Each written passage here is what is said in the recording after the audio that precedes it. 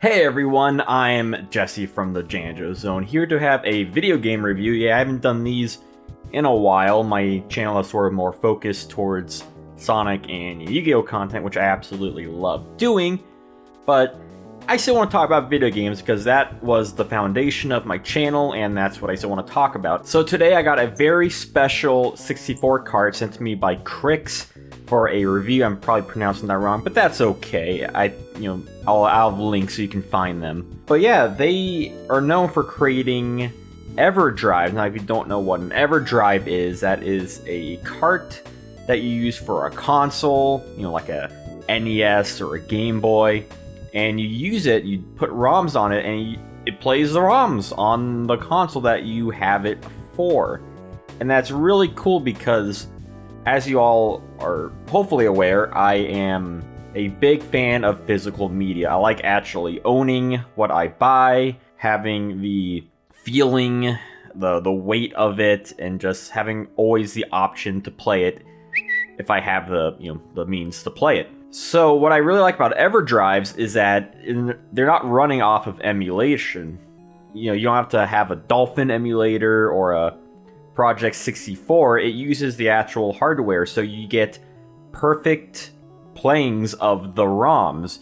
It's essentially like if you're just playing the console itself, because again, you're using the already ripped files and you're just kind of putting them back in the console. So I really like that as an alternative to collecting games. I don't always want to feel like I need to dump $70, $80, $100 plus on a game I might not even play. And that's what's cool about EverDrive, is that you can try out games that you aren't sure if you want to buy yet, but you can play it on something like this in an actual real-time experience and play it as if you actually owned it. And if you want to buy it later, then go ahead, be my guest, put our service to the test. Okay, that's all I remember for that song.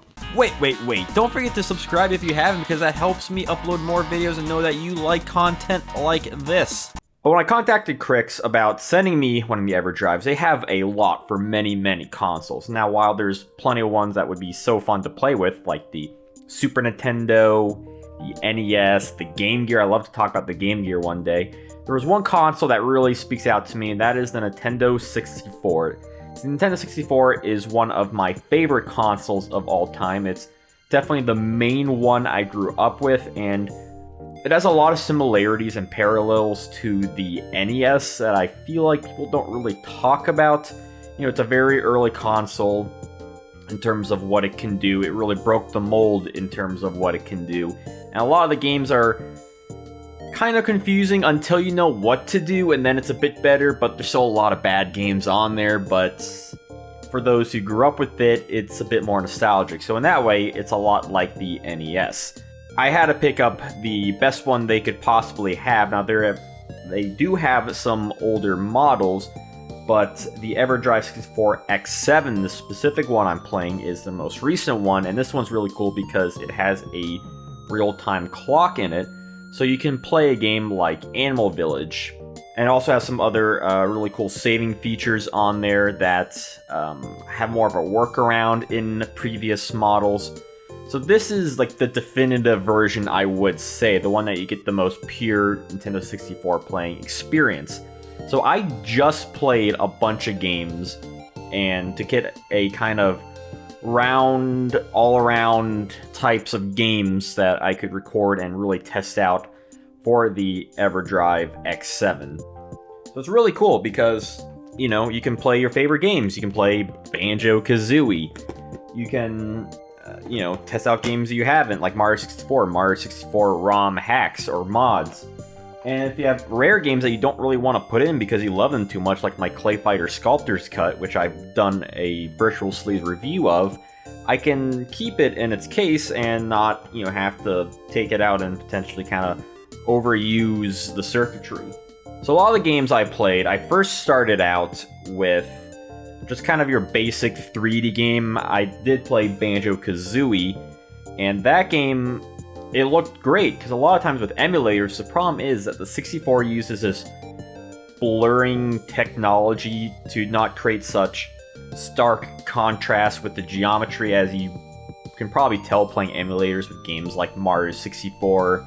You know, when you see hard edges and they don't look like they line up perfectly, that's how the 64 fixes that. They kind of blur it, so that's why games look kind of more blurry than a PlayStation. So they make it look a bit more smoother, but you get that trade.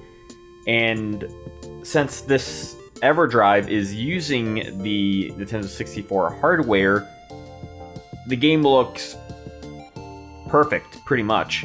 As best as it could look, I couldn't tell any other difference.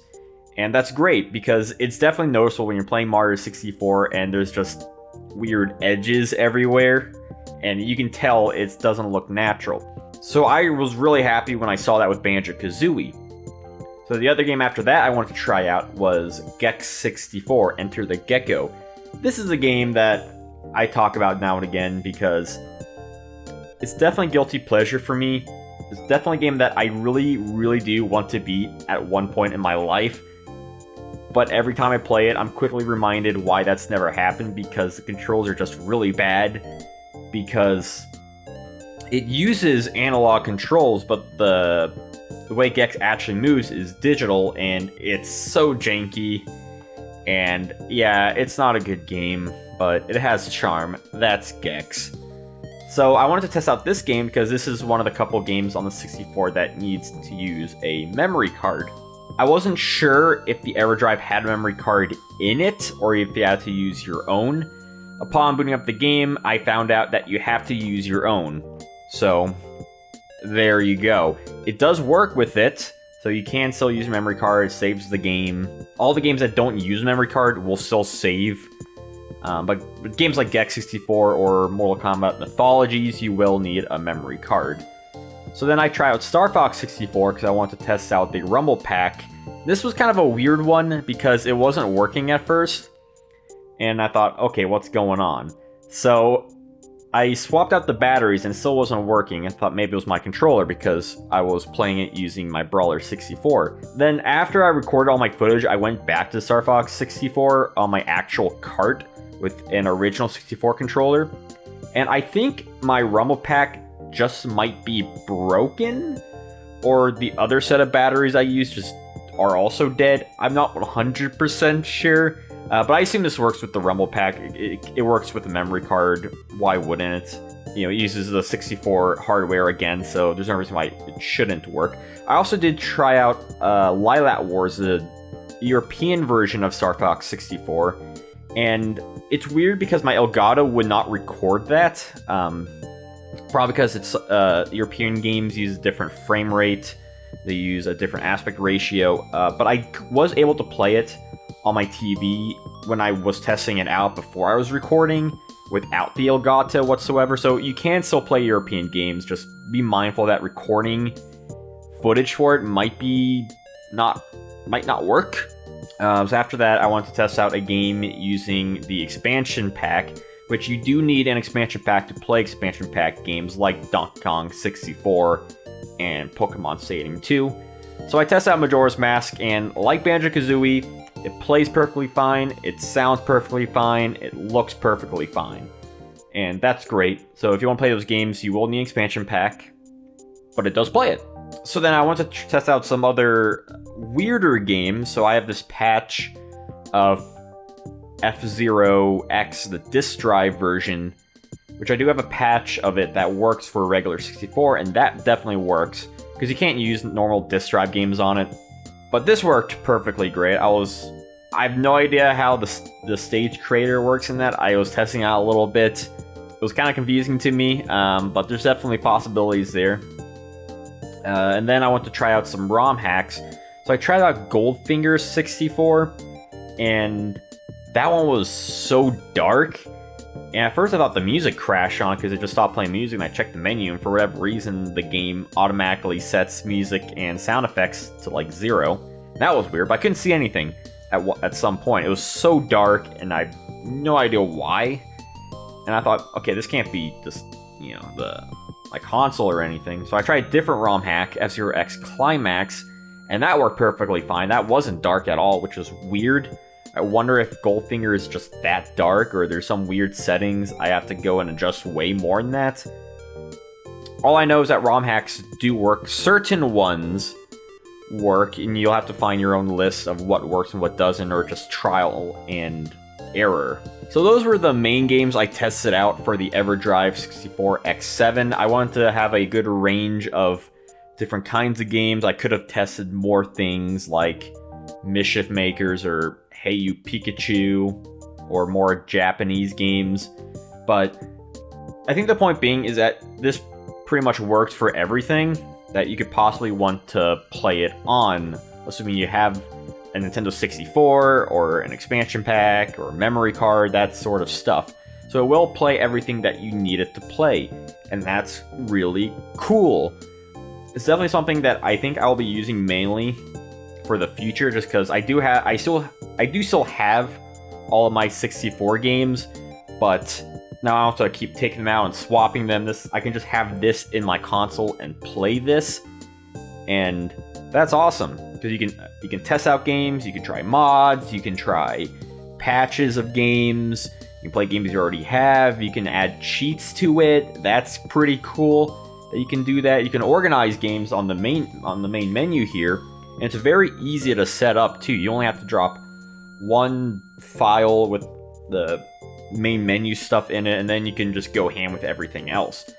I do definitely recommend the EverDrive X7 because this is the new way to play 64 games if you want to play them as true as possible, aside from buying the carts themselves. It runs so much better than any emulator. And again, I'm going to link Krikzz website down below in the description and stuff, and so you can just look at all the different kinds of consoles they have, and maybe you'll see, hey, I have this console, maybe I'll try getting this. It is a bit expensive, but it's definitely worth it over the cheaper options out there, and there are some cheaper options, but not much. Krikzz is definitely the best one to get it from because they definitely have a good quality. It feels like good quality. I know it's a red card, but it looks kind of cool. It's translucent. You can kind of see in the back.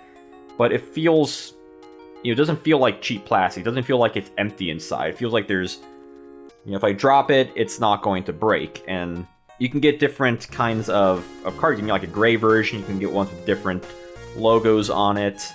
And overall, I'm thoroughly impressed by it. And I'm not just saying that because they sent it to me.